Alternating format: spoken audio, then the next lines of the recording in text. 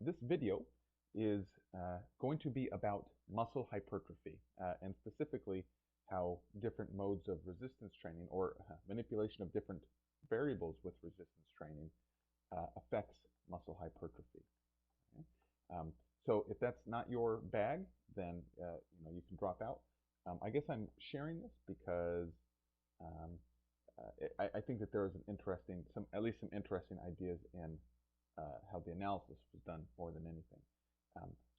I guess just a few disclaimers. I'm kind of I'm interested in muscle hypertrophy. It's something I have some experience in, but I'm not an expert. And so as I'm saying these things, you should couch that in the back of your mind that that I'm saying these things as a non-expert, somebody who's familiar with a lot of the principles and science behind it, but this isn't it's not what I do.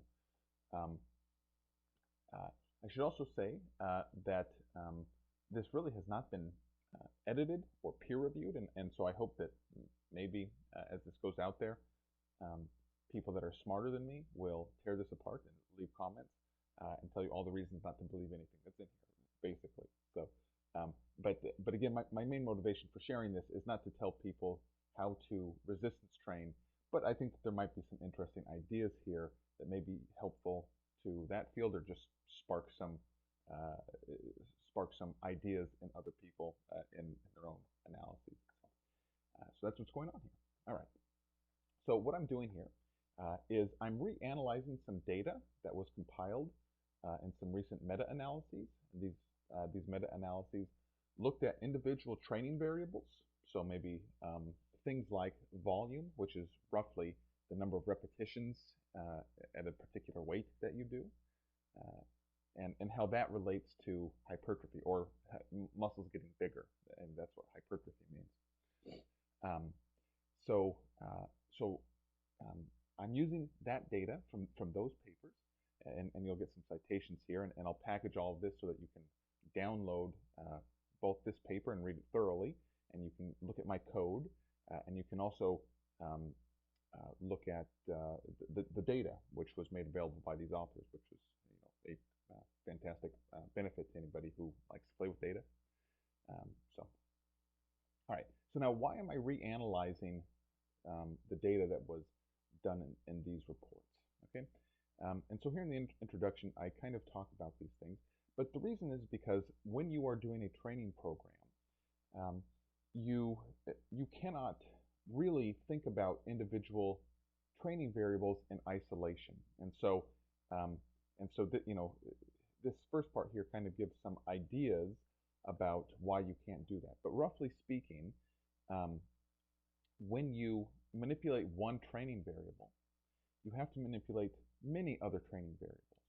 Okay, so for instance, some training variables that you might want to manipulate are things like load intensity, which is how heavy the weight is, volume, which is how many times you lift the weight, roughly speaking. Oops, hold on here, I've messed something up. Okay, we're back. And maybe something like frequency, which is how often you lift weights throughout the week. Maybe you lift once a week or twice a week or something like that. Okay.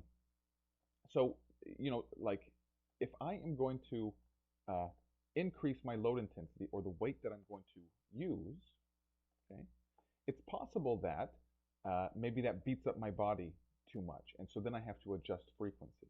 And if I'm adjusting frequency, and so maybe I have to lift less frequently or something like that, or I have to parse my training sessions into sessions of lower volume and do those more frequently or whatever. Whatever the combination is, I'm just saying that when you manipulate one of these variables, often what happens is you have to manipulate many variables. And then you're faced with a problem where, so you look at the result of your study, and it's not very easy then to say, oh, this effect was because of one training variable, because you had to change a lot of these variables. And even though I'm not a worker in this field, I suspect that the workers in this field, the researchers in this field, are very much aware of this problem, and that they are doing their very best try to, read the tea leaves, so to speak, with this limitation of, just this kind of research. Um, so again, this introduction kind of goes through some reasons why it's very hard to understand the effect of any particular training variable, and how that may lead to possible misunderstanding of how best to train. Okay, so so these authors right here, Pelland and Robinson, have published, and they have co-authors, but they've recently published some meta-analyses um, where they are looking at the effects on things like training frequency and volume and proximity to failure.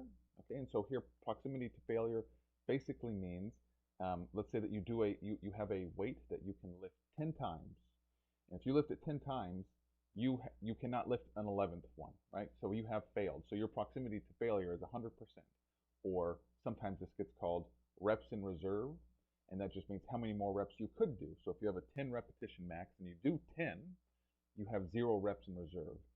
If you do 9, but you could have done another, then you have 1 rep in reserve. Okay, and so you're close to failure, but you have not gone to complete failure. Okay, so in other words, this is just kind of how hard you're working in a set. Do you go all the way till you can't do anymore, or not quite that far? Okay. So in this paper, again, that I've written, you can just go to these. You can download these papers. So let me just bring it into view here. All right. So you can go to you can go to. I'm doing a terrible job here. Give me a second. You can go and you can download the PDFs for these papers, and they've also made their data and code available, again, which is a fantastic thing, and then I will make my code available, and you can march through those things if that's interesting to you.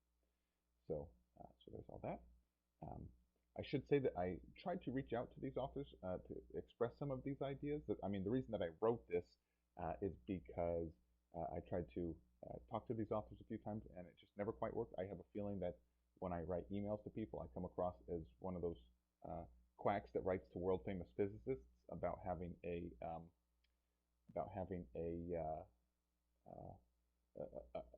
idea for the theory of everything, and if the physicists would just help them, they would they would share the Nobel Prize or something like that.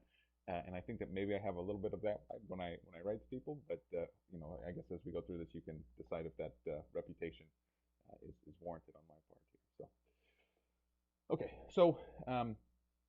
so the problem, or I don't even want to say a problem, this is just a limitation of what they did, and what meta-analyses do generally is, again, it really just looks at one training variable. Typically, these meta-analyses just look at one training variable, but the case that I'm making is that this is kind of a hard thing to do because you never really get data on one training variable.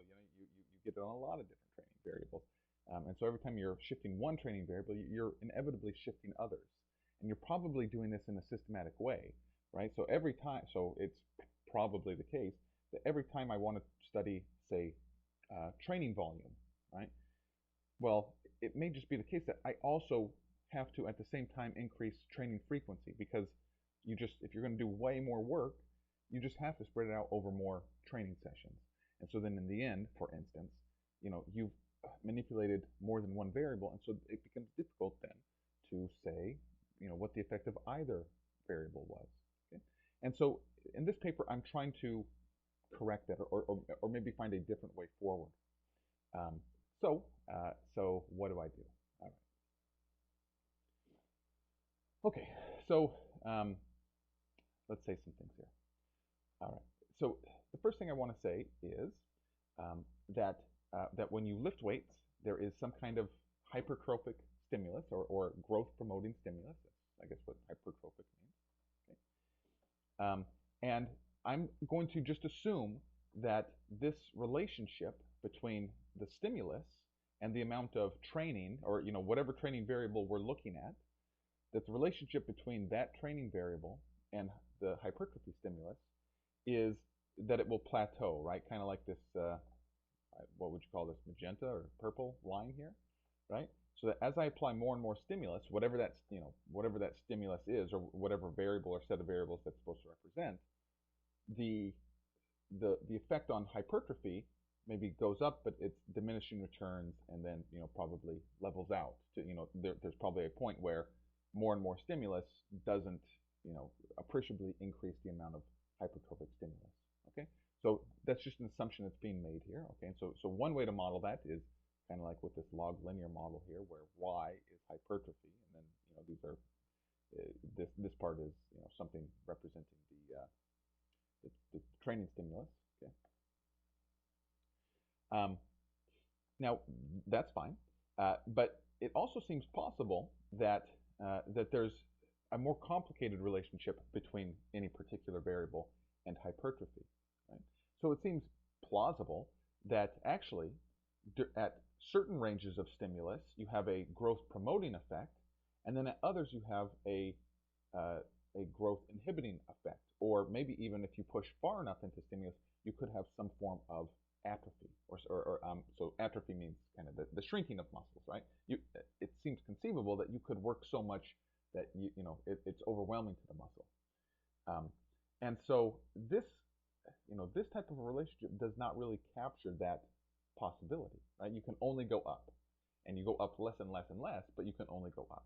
And so to overcome that little piece, what I do is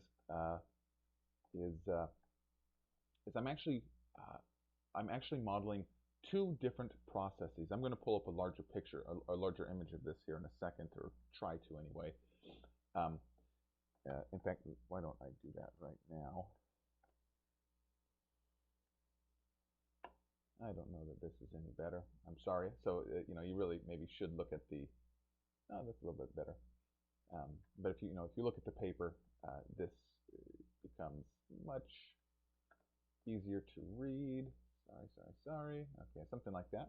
Okay, so what I'm doing in my analysis here is I'm modeling two latent processes, two hidden processes. And one of these are growth promoting, maybe represented by this green line here. And the other is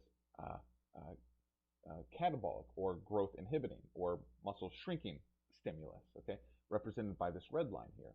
And then we say that the overall hypertrophy is just going to be the green line minus the red line. And so now it's this kind of purple color down here. And so you should see that early on, where the green is ahead of the red, that we have positive hypertrophy stimulus. This is all a theoretical example, by the way. But it is possible that at other levels you might get atrophy. Okay, so that's roughly what I'm doing to model these things. Importantly, in order to get these crossover points, right? So right here is a crossover point where again in this hypothetical example, you have all of a sudden the catabolic process is overtaking the anabolic process. Okay, and so now muscle hypertrophy starts to go down. All right. So in order to kind of get those crossover points, these curves need to be represented with quadratic terms. I won't say any more than that because the details are in the paper, and I don't want to overwhelm people who are here because they're kind of interested in hypertrophy more than the modeling. Okay, so let's see what else to say here. Yeah, so like I said, the data comes from these two papers, and you can learn more about that data and how they generated it, or they didn't generate it, but how they found it and qualified it. What the inclusion criteria was for the data that was used in those meta-analyses, and by default in this paper. And here I am just talking about some of my modeling choices, and so I'll highlight a few that are of interest. Okay. So So what am I modeling here? Okay. Okay. So what I am modeling, and this is slightly different than what what the other papers model, but I'm modeling. I'm calling it delta here, but it's basically the the change in muscle size uh, after the training intervention versus before the training intervention as a percentage of the pre-training muscle size divided by the length of the intervention. Okay, so roughly speaking, this is like the percent change in muscle size per week. Okay, that's what I'm modeling. Again, they are modeling something slightly different, but they're comparable. Um, and I'm modeling uh, delta uh, again as a function of two processes, and those so a hypertrophic and atrophic uh, stimulus. Okay, and all of the two latent processes are functions of these variables here. Okay, so work. Okay, so work here is is is a number that I'm not making up, but I'm synthesizing it from other variables that are in the data set. So it's the number of reps per set, the number of sets per session, uh, and the intensity load, or how heavy the weight is, okay, expressed as a percentage of a person's 1 rep max. So that's work. So work is really doing a lot of work here. It's encompassing a lot of different variables. Frequency, so this is just how many training sessions per week. Proximity to failure, okay? And so proximity to failure, again, this is within a set, how close do you get to failure? If so if you go all the way to failure, you have 0 reps in reserve, for instance, okay? And so I am kind of manipulating this variable a little bit. So my value for proximity to failure is 1 over 1 plus RIR. And I won't go into why exactly that's the case, but people that kind of read this paper and want the details, this is how I'm showing, this is how I'm accounting for proximity to failure. I count for rest between sets, okay? The intensity, which is just how heavy a training load is, and the training age of the participant. So in other words, so some of the studies from the data set are untrained people. Some have some years of experience, and I think the most years of experience is like 5 years of experience. Okay, so these are the variables that I'm working with here to try to decide what combination of these training variables results in what type of response to training. Okay, so right here again gives, or I shouldn't say again, but so the data overall had 585 participants across 125 observations in 6 groups across 23 different studies. And table 1 here, unfortunately can't see all of it. Let's see if I can kind of scroll so you can get a better sense of that. So table 1 shows you all of the included studies, okay, across here. There's one more column over here for average BMI across these studies. I apologize for it being cut off. This isn't super critical to anything. But this tells you some of the details of all of the studies, okay? How many participants, the duration of the study, how often they trained, et cetera, et cetera, et cetera. And there's quite a few. And then there's a few that are excluded.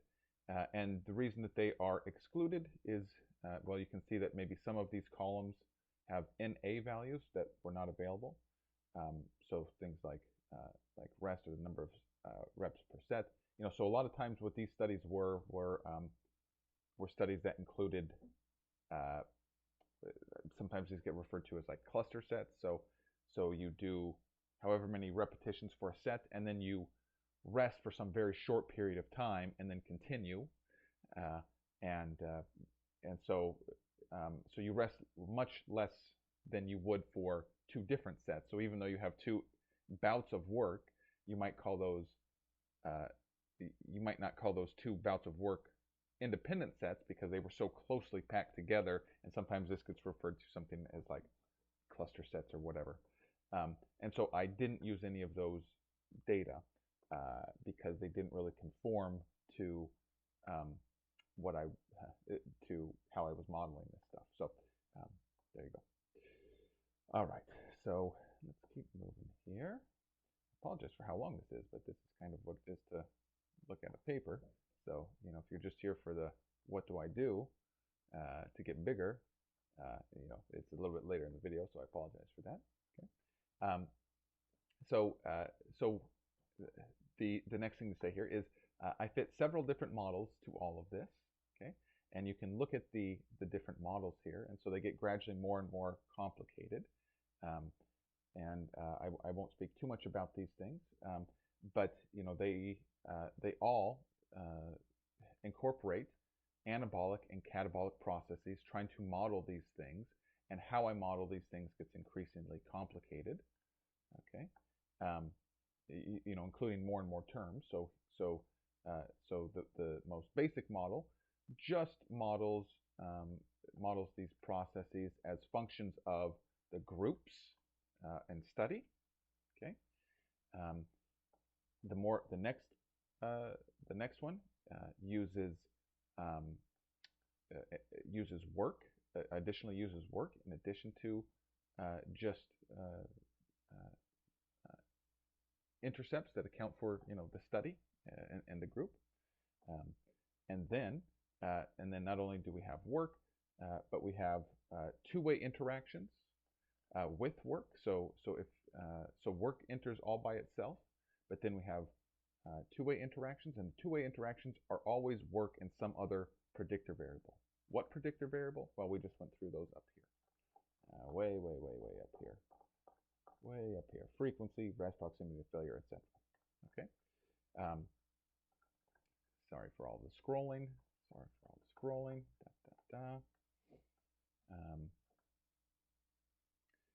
And then finally, you know, what I had what's called the full model, and that additionally includes three-way interactions. So work and then two other training variables.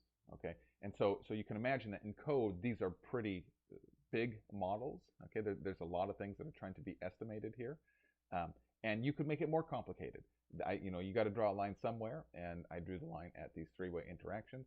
You know, people that are more versed in the field may look at those models and find ways to improve them. So all those are just caveats of what was done here. Okay, finally we're starting to get into some of the results. Okay, so this first part here just shows some of the characteristics of the training participants themselves, their average age, you know, how long they've been training, which I'm calling training age here, the average number or percent of participants that were male, and the average BMI, etc., etc., etc. You can also kind of see this visually, and so the blue bars here, and you know, so these are all histograms, and so this just shows you kind of the distribution of the variables that were just listed above. The blue is for included studies, and the reddish color is for excluded studies. So you can kind of see, you know, what we're missing out on by excluding the excluded studies there. Okay, so if that was about participant characteristics, now we have training protocol characteristics. Okay, so now across these studies, you know, this is like, what is the average duration of the intervention? How frequently are they training? How many sets per session? Reps per set, etc., etc., etc. Okay, you know, so you can look at these. So again, this is just kind of what was prescribed in these training interventions across the groups. Okay. And again, there's histograms here kind of showing the distribution of those training variables, again, for included, blue, and excluded, red studies. Okay. All right. So now if we were to, you know, look at these different training variables, you know, each study is going to have to assign, you know, a certain frequency and a certain number of reps per set, and so on and so forth. Okay. And so you can imagine these different training variables here occupying some multi-dimensional space where each dimension is a training variable. And so so that's represented in this figure. Again, this is very small. I'm going to pull up a larger one, but really the best thing that you can do, I think, is to just download the paper and zoom in on your own computer at home. So let me zoom in here as best as I can, just to kind of give some orientation to this, because this layout is going to be used quite a bit throughout the paper. All right, how's that looking? Yeah, not bad. Yeah, about like that, as good as it's going to get. Okay, so so let me just kind of march you through this, because like I said, this layout is going to be used a lot. Okay, so so you notice that there's kind of these 9 large grid boxes here. Okay, and so these are representing different things. So if I go down these columns here, I am looking at different heaviness of the weights. Percent of 1 rep max is what this often gets referred to here. So this leftmost column is 30 to 50% of 1 rep max, 50 to 70% of 1 rep max, 70 to 90% of 1 rep max. And then if I look at the rows of the large grid, it's how much rest is occurring between sets. Okay, so way down here we have the most rest, up to 5 minutes. This middle one being 1.67 to 3.3 minutes of rest in between sets, and then finally the least amount of rest, 0 to 1.67 minutes of rest in between. Okay. So now if I zoom into any one of these grids, now we have even more things here. So so let's just look at this bottom left grid here, but this pattern holds all over. Now we see another 3x3 little grid. Okay, and so what is happening here? Well, we have along the columns we have weeks, so frequency, so number of training sessions per week. So 1, 2, 3, and then going across up the rows, we have training age. Okay, so we have novice lifters, so 0 to 1.67 years of lifting, all the way up to a maximum of 5 years of lifting up here. Okay, and then one more level of depth here is I have the axes of each individual plot. Okay, and so these individual plots along the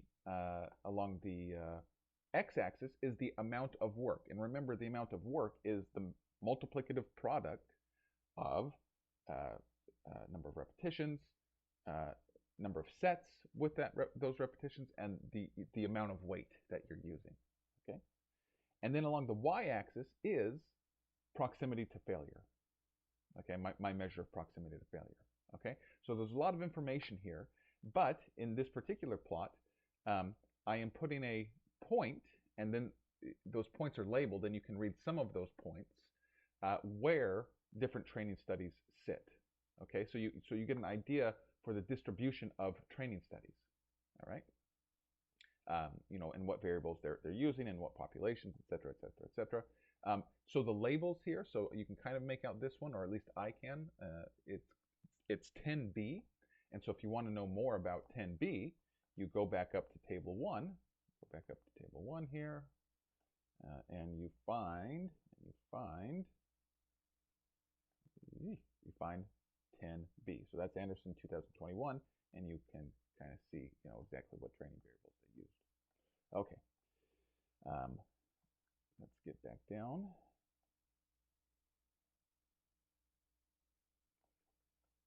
All right. Okay, so this next part here is a little bit boring unless you're into these types of models, but it is a little bit relevant. So this is just model diagnostics. So I made these models. Do we have reason to believe that they are that they ran well? Basically, if the model doesn't run well, then you probably shouldn't trust anything it says. So the answer is they all seem to run pretty well. And this just gives some basic diagnostics of these things. I won't go over it here because there's going to be a lot of, or there may be, that's presumptuous of me, but there may be people here who have no idea what any of this means, and that's fine. And there are going to be people here who do know what these mean, and they'll be able to interpret those things Uh, all right. But this next part is maybe actually interesting. So again, I fit several models, and they're all making different assumptions about the things that are driving hypertrophy. Okay, and what this section right here is doing is it's saying which of those models seems to be fitting the data the best. And one kind of naive but not completely misdirected interpretation then is the model that fits it the best has the variables in it that are most important in it. And if you get a worse fitting one, so for instance, so model 1 here just uses work as the predictor variable, okay? Whereas, say model 4 has all training variables and all 2- and 3-way effects, okay? Well, you see that model 1 performs the best. I mean, so these are listed in rank order here, and model 4 performs the worst. Okay. Now, this does not necessarily mean that model 1 is the best one. Okay. It just means that given this data, model 1 was fitting the data the best. And you can kind of quantify, or you can kind of look at these rankings not only by their order here, but by this column here that's called weight. And roughly what weight means is how much would you bet on each of these models being the best?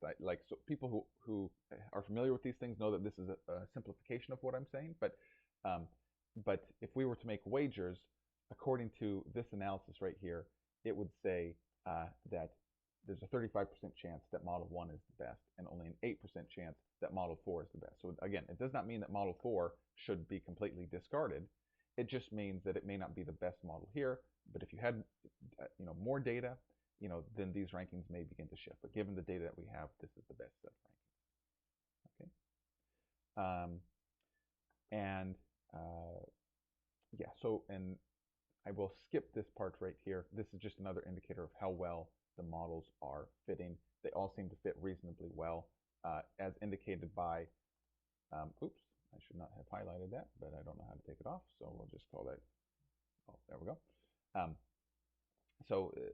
So the more K values that you have above these two thresholds, you would say there's maybe outliers in the model or in the data, and if you have a lot of these outliers, well, it doesn't mean that you have outliers. It means you have a bad model, right? So, if a bunch of observations are outliers, what it means is that your model sucks, basically. And so there's very few, across each of these models here. So that's good. Okay.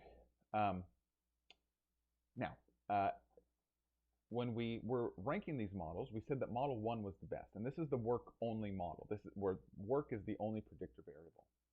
Okay.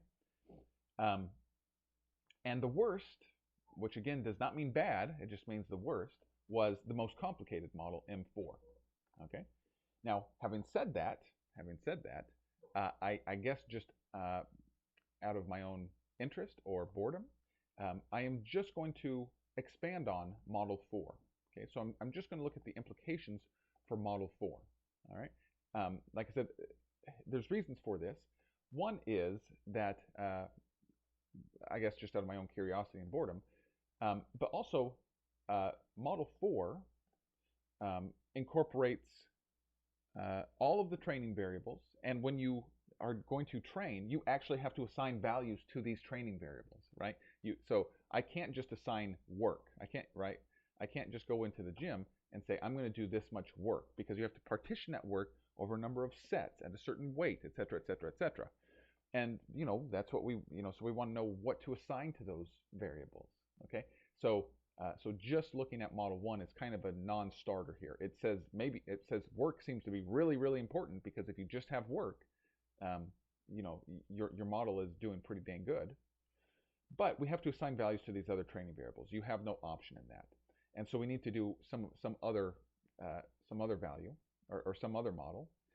And I am choosing the most complicated one here, because I believe that probably it does. So again, remember, model 4 has a bunch of interactions, and I just have to believe that these training variables are interacting. And so even though, other models are performing better that, have each training variable, um, I'm still going to explicate model 4 because I have a high prior belief that these interactions actually occur, but that the data set was too comparatively small to test these relatively complex models.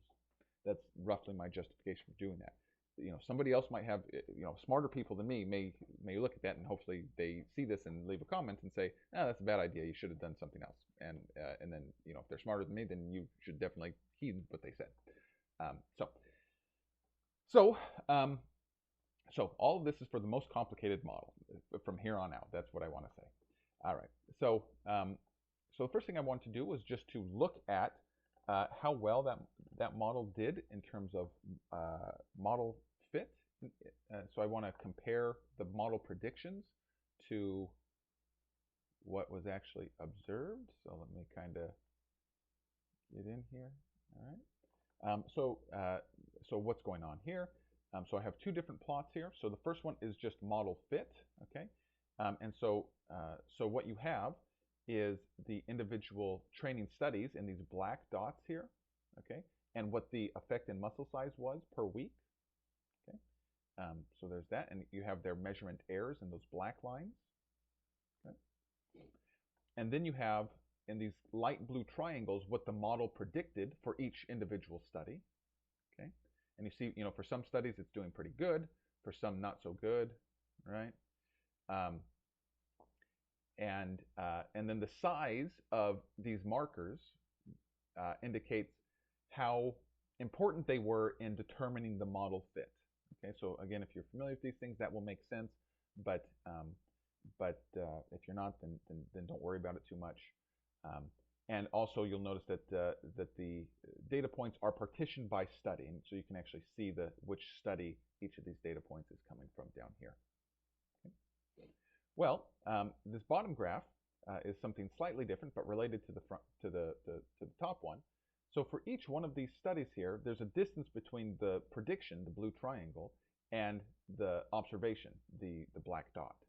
Okay, and so that distance is then being quantified here in the residuals. Okay, so you can see how good or bad the predictions were. Again, all partitioned by these kind of dotted gray lines, by study.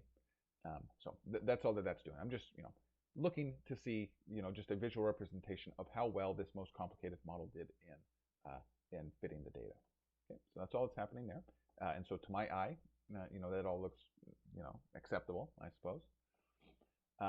All right, so finally, 38 minutes into this video. Apologies for the very, very long video. It's just kind of what it is. Okay, what does this most complicated model suggest about the different training variables and their interactions, etc.? Okay, and so I'm going to approach this in two ways. One, I'm going to look at their combined effects. Okay, and so I'm going to pull this plot up here in a second and kind of go through some general trends here. And then I'm also going to try to isolate the individual training variables, but in a way different than is done in the meta-analysis. Okay, all right. So let's look at these combined effects. And I'm gonna blow this up here in a second, but I want to say something about this. Okay, so this first image here, this first figure, is the expected outcome from whatever set of training variables. Okay, and roughly speaking, green, greener means more hypertrophy, and the red end of the spectrum, the redder being less and less and less, means atrophy. Okay, so training variable combinations that the model predicts on average to lead to atrophy. All right, but you really, so when we go and look at this, you really need to interpret this with a grain of salt, because this figure right here, while I think it's going to be alluring for people to say, oh, okay, well then I should train in such and such a way, that really is not the take-home message here. The take-home message is in the next few plots here, which represent the error around each prediction here. Okay, so here I have a 50% credibility interval above the mean, okay, as well as below the mean, okay. So in other words, if you were to take just, right now I have my cursor on some point here, and it predicts some amount of hypertrophy, and let's just call that amount 1, okay. Well, if I were to find that same point in these analogous plots here, then it's going to predict much more hypertrophy or possibly much less hypertrophy. Okay, within 50 within a very narrow interval.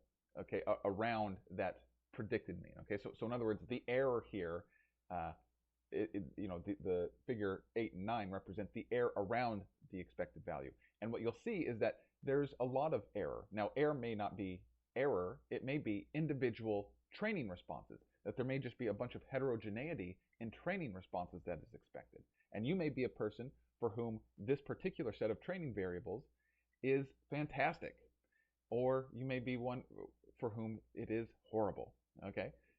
So really the take-home message here is kind of how variable these responses are predicted to be by these models, and the models may be wrong, okay? I mean, there's just layer on layer and layer of caveats here. But so having said that, let's blow some of these up here, and again, kind of get a better sense of what's being said. Okay, so again, remember how this is laid out. So so I had to select particular training intensities, particular rest intervals, okay, just in order to be able to display it, right? Like obviously, there's actually infinite. You can get the model to predict infinite training training intensities and infinite, maybe not frequencies, but amounts of rest, right? Because this has 1 minute of rest, 3 minutes of rest, 5 minutes of rest, but I could do 3.1 and 3.2 and 3.01 and 3.02 and da da da da da. So these are haphazardly selected values here, and so you're just looking for trends across all of this. Okay? And so you see basically that well, I don't want to tell you what you see, but all of the green represents hypertrophy, predicted hypertrophy, and then red means predicted atrophy. Okay, on average, and again, that is deeply caveated by the variability in the response, which is encapsulated in the next few figures here. So I don't know really much what to say. There seems to be kind of general trends for greater hypertrophy under a few conditions here. One is more work, right? So if you go across any of these, as you move rightward on the x-axis, you generally get darker shades of green in most cases. Okay, there seems to be a general trend for increased proximity to failure. So 0 means closer to failure, right? So greater proximity to failure tends to lead to greater hypertrophy, or is expected to on average. Okay, and then there's a few situations where you might expect less hypertrophy, or maybe even atrophy. Okay, and you can kind of see those tucked away in some of these bottom right-hand corners here. Okay, yeah. So I will let you kind of explore all of that. There's too many possible things to point out here, and again, all of them are very tentative, and none of them should be taken as gospel, right? So there's that. Now, having said that, let's look at some of these error bars here. This is a little bit hard to get everything on the screen. So this is the upper 50% credibility interval. Okay, so everything is green. Now I need to say, you'll notice that these colors are lighter than the previous colors. Okay, and the reason that this is a lighter color palette, so even though everything on here should be greater, greater than the expected value, the previous figure that we saw, it is because I had to adjust the color palette because these intervals are drastically different enough from the expected values to where if they're all on the same color scale, you don't see any, or you don't see much contrast on the mean scale. Okay, so everything here is actually greater than on the mean scale in this particular image. But again, you can kind of go through and see what's going on here. So it means, that there's some people, I just worry that people may not completely intuit what this 50% credibility interval represents. But again, it just represents the fact that some people are going to, not everybody's going to have an average response. Some people are going to have an above average response. And if you take that out to the extreme and you cut it in half, well, then the 50% credibility interval is here. Okay. And then there is also, of course, the lower part of this. And now you see quite a bit of orange and red. And this is, again, indicating, oh, some people are going to have predicted atrophy at these combinations of training variables. Okay. Okay, so there is all that. Now, so with figures 8 and 9, again, this is kind of looking at the variability of the response. There is also figure 10 here, which is showing the standard error of the predictions. Okay, and now it's in black and white, and I won't pull this one up completely. Again, it's the same layout, but darker colors means that there's more standard error or more heterogeneity in response, or or we're less certain about the effect. Okay,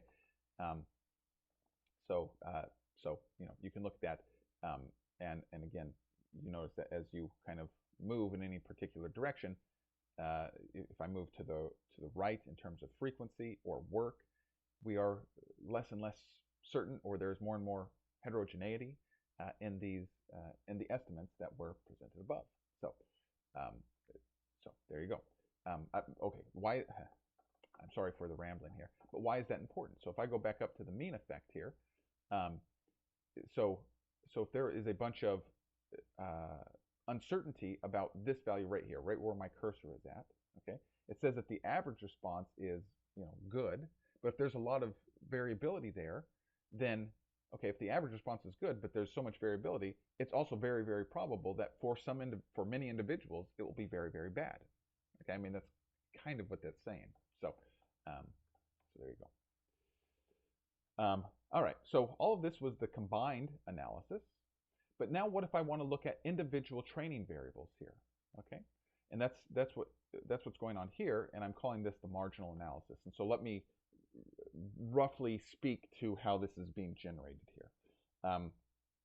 Actually, let's blow that up. Okay, so you have what is it? 5 rows here, and each row is representing a training variable. So we have frequency, work, proximity to failure, etc., etc., etc. And on this left-hand column here, it's showing different values of the training variable. So here it's frequency, once a week, twice a week, 3 times a week. How much work, 0 up to 1. This is a scaled value, but as you move to the right, it's more and more work. Proximity to failure, so complete failure, far away from failure, 6 reps away from failure, etc. Okay, and so all of these plots on the left-hand side are showing it with the solid black line. They are showing the expected change in muscle size at a particular value of that training variable. And then the dotted lines are 1 standard error away, and the red line shows the zero marker. Okay, and I'm going to show you how I generated these, or talk about how I generated these in a second.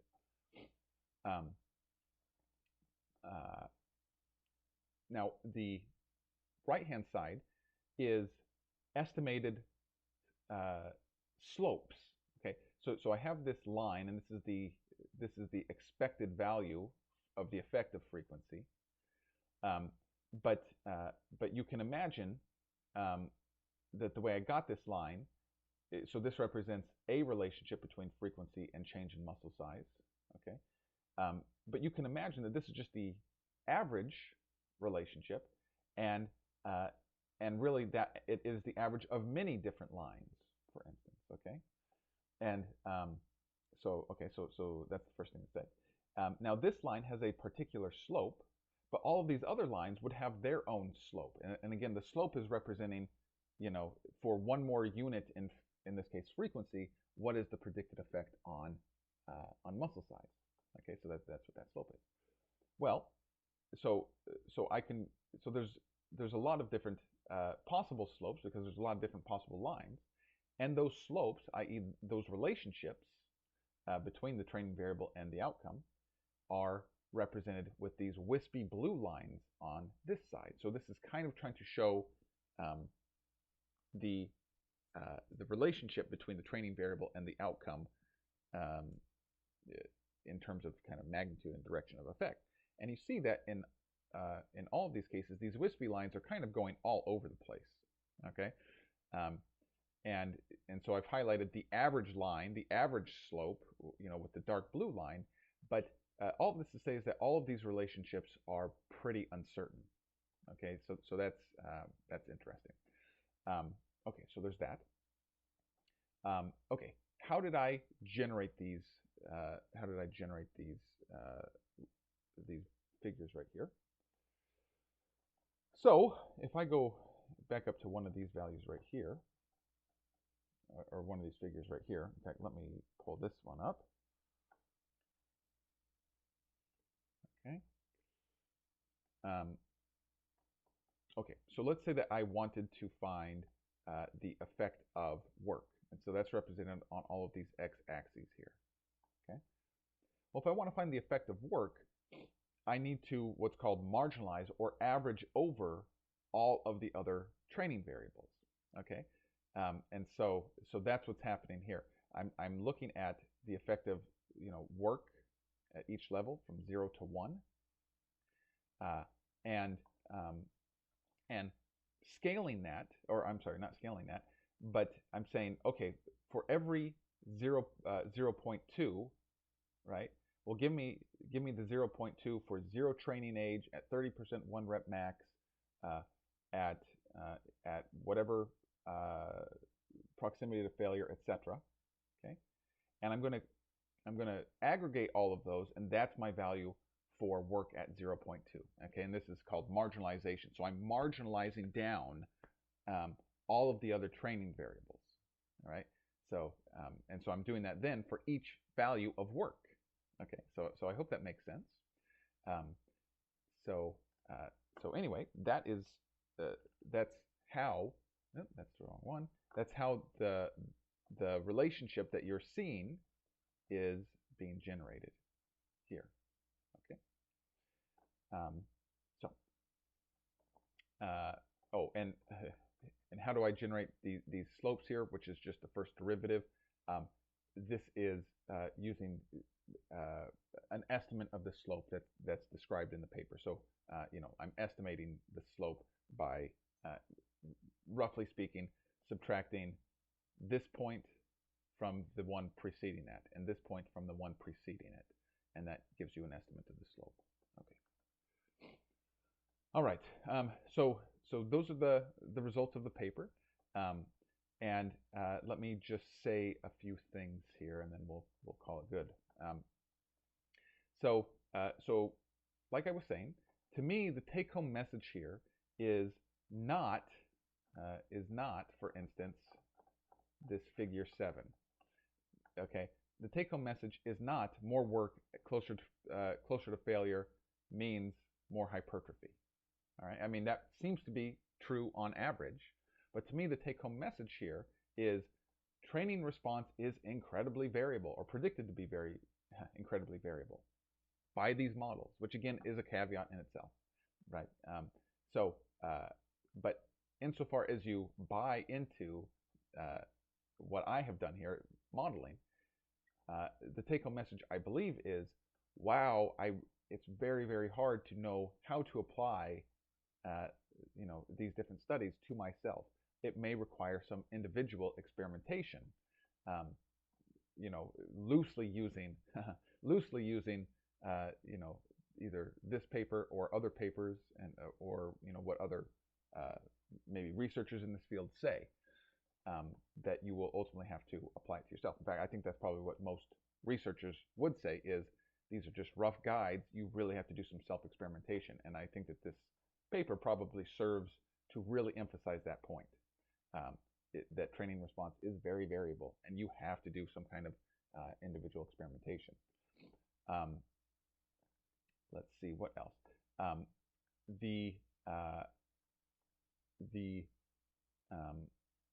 findings here, they are similar to, but also differ in several ways. The papers that I took the data from here and here, okay, and that's fine, and I kind of discussed some of those. It doesn't mean that what I have done is correct or what they have done is correct or incorrect or whatever. Again, you know, these conclusions are really all subject to the decisions that were made in modeling, right? And so if I made bad decisions, then they're not good conclusions. And similarly, if these authors made bad assumptions, then they don't make good conclusions. And so this is why experts really kind of have to come in and interpret these things. And again, I'm really not an expert in hypertrophy. I'm familiar with it, but I am not an expert in it. So you should be aware of that. And so people that are interested can kind of compare and contrast the findings there and pick through them. Let's see, what else is important here? Okay, and finally, let me just highlight some of the limitations that I have here in what I've presented in my model, in my paper here. Okay, so like I've already said, there's model validity. In other words, if I'm making bad assumptions, I'm making bad conclusions. And I may not be I made the best assumptions that I could, and I may not be the best person to say that. This is why science gets referred out to a community of individual minds and independent minds. So there's that. So in other words, you shouldn't take anything here as gospel. I mean, it's just one, it's just one little drop, and a vast pool of information that is not easy to interpret. Okay. Next is this study, as well as the meta-analyses themselves, that there's probably some bias in the data. So in other words, it probably just is the case that when people are this is no fault of the authors of those other papers, by the way, but it just you have to pull from existing studies, and it is probably just the case that studies tend to select certain groups of training variables in clusters. Okay, again, for reasons that were addressed at the very beginning. So, for instance, if I'm going to try to find the effect of more work, well, I probably have to do that over more sessions in a lot of cases, not in all, but there may be a tendency to do that. And so then there is, a potential bias in the data. Okay.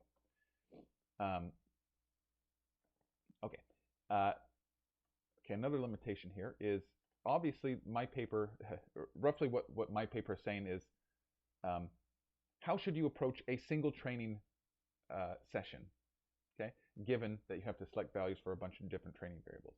What it does not address is progression, or something like periodization, which if you're not initiated into kind of this lifting culture, it roughly means, should I always do the same thing, or should I vary in some kind of systematic way what I'm doing at each session or each set of training sessions? And this paper does not address that at all. So there's that. This paper also does not address a bunch of different advanced training methodologies, right? So there was no, again, people that are kind of into lifting, they may be familiar with things like drop sets or rest pause sets, or, I list a few of them here. And none of that is addressed here. I have some ideas of how you could address some of those things, but it's not here. All right.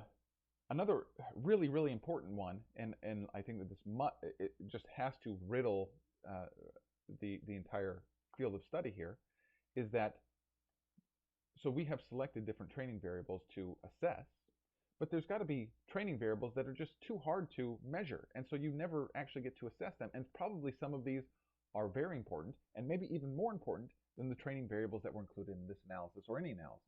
So for instance, I can imagine just simple technique, okay, where technique is meant to apply tension to the muscle. Well, how are you going to measure tension applied to the muscle at the muscle level while people are sitting there working out? It's probably not a very easy thing to do. So, we have looked at some set of training variables, but it's possible that at least some of the training variables that are being analyzed here and broadly, in this kind of research, are not actually important, or that they're weak surrogates for important training variables. That's completely possible. I will skip this one because it's a little bit technical, but you can read it. And finally, I've already hit on this, but this really, I feel like, is the take-home message of all of this, is that there is a lot of uncertainty, both because of the lack of data, but also because of individual training responses. There's a lot of variability in what is expected to happen because of a certain set of training variables. And so this probably really requires people to do some experimentation on themselves, and to continually experiment on themselves as their bodies change and adapt, and not necessarily take the conclusion of one or few papers as what they should do. And again, I think to be very fair to this community of experts, or I guess you call them influencers. That's a silly word to me, but there you go. I think that's probably what a lot of the better ones are actually preaching, which is that these studies, they should be loose guidelines, but that people really have to get in there and figure things out for themselves. And I think that maybe this paper kind of serves as an exclamation point for that. Okay, that was a whole lot. I'm going to make all of this available in the description, as well as my code and the data.